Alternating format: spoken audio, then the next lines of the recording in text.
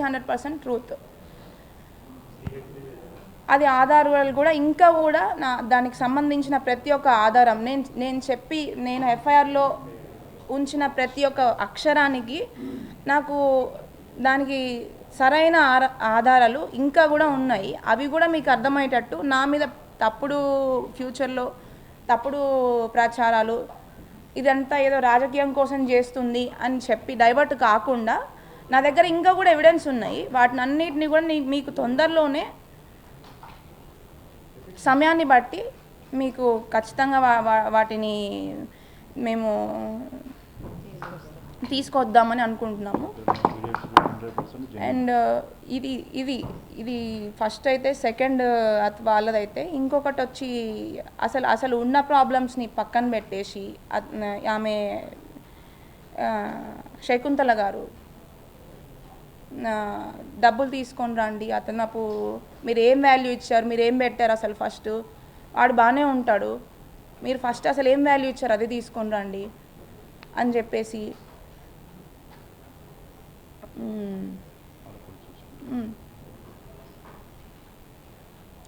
చెప్పేసి అన్ని రకాలుగా. అండ్ నేను ప్రతి ఒక్క రోజు అక్కడ ఆవిడ బైబిల్ చదువుతున్నా, నేను వాటిని అన్నిటినీ నేను ప్రతి ఒక్కదాన్ని నేను రెస్పెక్ట్ చేస్తాను ఖచ్చితంగా. బట్ నన్ను బలవంతం చేయడం అనేది ఖచ్చితంగా 100కి 100% తప్పు. అండ్ మా దేవుళ్ళని ఇప్పుడు నేను వాళ్ళని బతిలాడుకోగా నాకు ఒక 3rd ఫ్లోర్లో ఒక పూజ గది పెట్టారు. దాంట్లో కనీసం నేను అగరబత్తులు వెలిగించి గంట కొట్టాలన్నా కూడా చాలా భయపడేదాన్ని. ఎందుకంటే ఆమె ఆ టైంలో చేసిన నాకు ఆ వ్యాఖ్యల వల్ల ఫస్ట్ నాకు పూజ చేయాలన్నా కూడా దాంట్లో భయమేది. ఎందుకంటే ఆమె ఎట్లాంటి వ్యాఖ్యలు చేసిందంటే, అసలు మీ దేవుళ్ళు కూడా దేవుళ్ళేనా, అసలు ఇద్దరు అంటే నాకు శివుడు అంటే చాలా ఇష్టం అనమాట. ఎప్పటి నుంచో, చిన్నప్పటి నుంచి. నేను అక్కడ కూడా వెళ్ళిన తర్వాత ఆ దేవుడినే పూజించుకున్నాను. ఆ దేవుళ్ళ గురించి కూడా అసలు ఇద్దరు వైఫ్లు ఉంటారు, ఇద్దరు పిల్లలు ఉంటారు, వాళ్ళకు కూడా అన్ని మనుషుల్లాగానే అన్నీ ఉన్నాయి. అసలు వాళ్ళ దేవుళ్ళు ఎట్లయితారమ్మా? ఇప్పుడు నువ్వు పూజ చేసావు, ప్రసాదం పెడితే దేవుడు తినేస్తాడా అని చెప్పి ఇట్లాంటి మాటలు మాట్లాడడం కూడా చాలా తప్పు. ఫస్ట్ థింగ్ ఆమె ఇంకా నువ్వు హిందువు, మీ దేవుడు నమ్ముకున్నావు కాబట్టి నీకు ఇట్లా అయిందేమో, మా దాంట్లోకి వచ్చేసేయి అని చెప్పి ఇట్లాంటి మాటలు మాట్లాడేదన్నమాట. నేను ఎప్పుడు కూడా వాళ్ళ దేవుళ్ళని అయితే నేను తప్పుపట్టలేదు. ఎవరి దేవుడు వాళ్ళకి, ఎవరి దేవుళ్ళు వాళ్ళకే గొప్ప. నేను మీ దేవుడిని రెస్పెక్ట్ చేస్తాను, మీరు మా దేవుడిని కూడా అంతే రెస్పెక్ట్ చేయాలని చెప్పి నేను అనుకునేదాన్ని.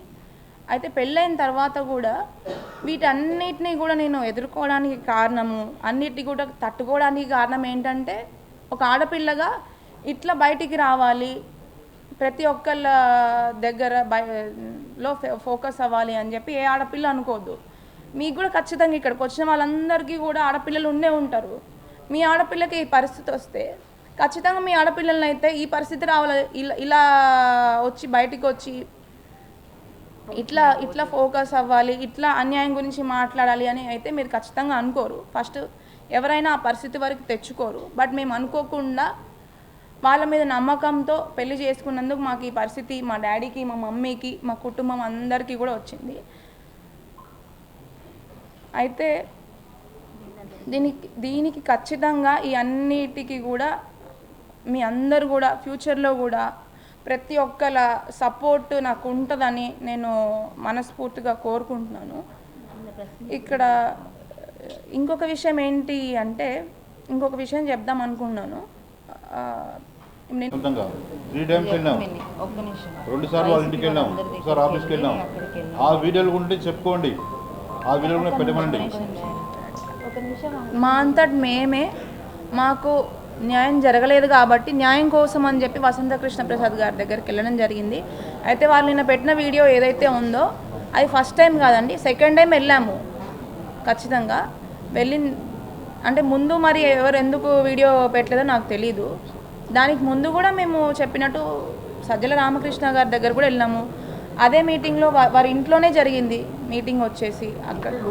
అక్కడే మేము లాస్ట్ గేట్ ఫైనల్గా నా పేరు అందరూ కృష్ణ గౌడ్ అండి, సూర్యాపేట.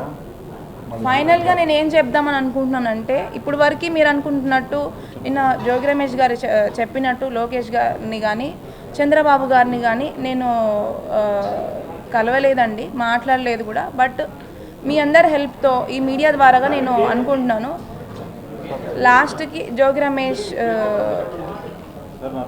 లోకేష్ గారిని చంద్రబాబు గారిని డాడీ ఒక్క నిమిషం ఆవు డాడీ. డాడీ ఒక్క నిమిషం నువ్వు చెప్పు, ఒక్క నిమిషం ఆగు డాడీ, నువ్వేం రెస్పాన్స్ ఇవ్వకు, ఒక్క నిమిషం చెప్పు. ఖచ్చితంగా ఎట్లాగో మా వెనుక వచ్చేసి స్పై అయితే చేస్తున్నారు కదా, ఎక్కడెక్కడికి వెళ్ళాము ఏమేం చేస్తున్నాం అనేది. మీరు వాళ్ళ దగ్గరికి వెళ్ళినట్టు కూడా ఖచ్చితంగా ప్రూఫ్ ఉంటే చూపించమనండి. ఎందుకంటే మేము వెళ్ళలేదు, మేము ఎవరిని రీచ్ అవ్వలేదు, లోకేష్ గారిని కానీ చంద్రబాబు గారిని కానీ. బట్ మీ మీడియా ద్వారా ఖచ్చితంగా తెలియజేయాలనుకుంటున్నాను. వారి నుంచి కూడా మాకు సహకారాలు సపోర్ట్ అంది నాకు తొందరగా విముక్తి కలిగి దీంట్లో నుంచి నాకు న్యాయం జరుగుతుందని చెప్పి నేను మనస్ఫూర్తిగా కోరుకుంటున్నాను. అదే అండి, పొలిటికల్గా చూసుకోవద్దని చెప్పి దయచేసి దీన్ని పొలిటికల్గా కన్వర్ట్ చేయొద్దు అని చెప్పి అది కూడా రిక్వెస్ట్ చేసుకున్నాను.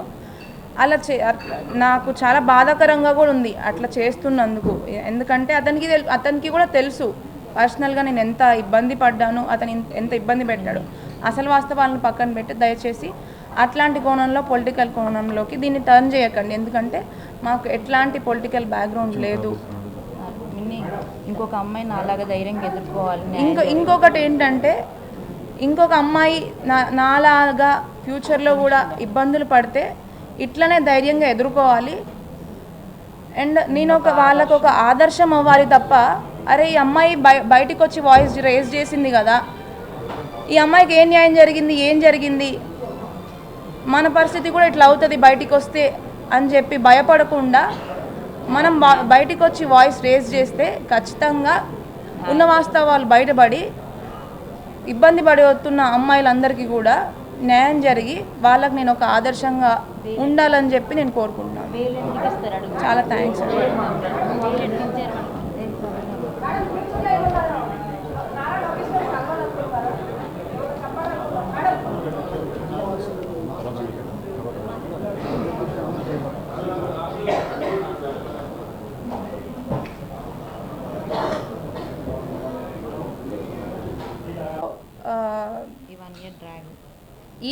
ఈ గ్యాప్లో వాళ్ళు కొన్ని అంటే 1 ఇయర్ డ్రాగ్ చేయాలి కదా, మరి ఈ 1 ఇయర్లో ఏం చేద్దాము అని చెప్పేసి 1 ఇయర్లో అన్ని సర్వరకాలుగా సర్వ విధాలుగా ఈ విషయం బయటికి రాకుండా అసలు విషయాలు దాచిపెట్టి వీళ్ళని ఎట్లా టైంపాస్ చేయాలి